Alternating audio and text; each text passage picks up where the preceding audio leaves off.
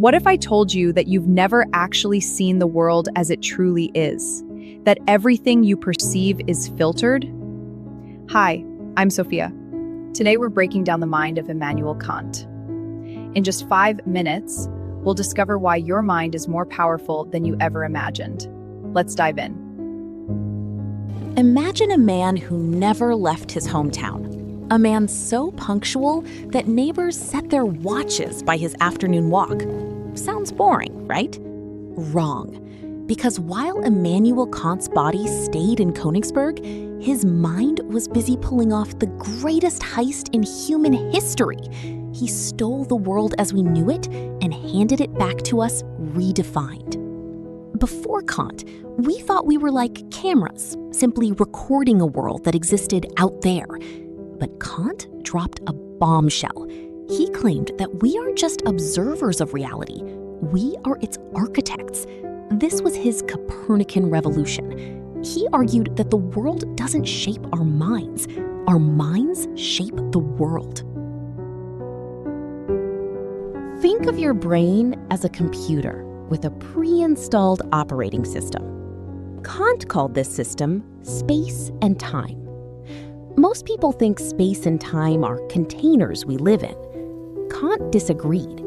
He said they are the internal filters through which we must process everything. Without this software, the universe would be a meaningless explosion of data. We don't perceive space because it's out there. We perceive it because our minds are hardwired to organize chaos into shapes and sequences. You weren't just seeing this video.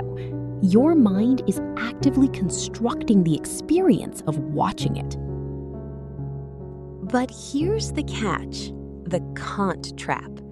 If our minds filter everything, can we ever see the world as it truly is? Kant's answer was a haunting no. He distinguished between the phenomena, the world as it appears to us, and the noumena, the thing in itself, the ding on sick. We see the rose as red and fragrant because of our human senses. But what is the rose beyond our senses? We can never know. We are forever locked inside the theater of our own perception, looking at the screen, but never the projector. It's the ultimate mystery. Reality is right in front of us, yet it's eternally out of reach. Kant didn't just stop at how we see, he wanted to know how we should act. In a world without absolute certainty, where do we find a moral anchor? He gave us the categorical imperative. Forget complex religious rules or selfish calculations. Kant's rule was simple and brutal. Act only according to that maxim whereby you can, at the same time, will that it should become a universal law.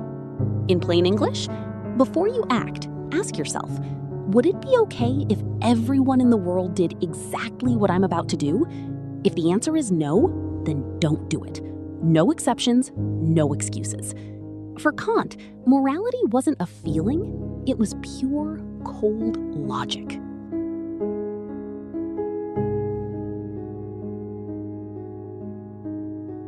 Kant's legacy isn't just about dusty books.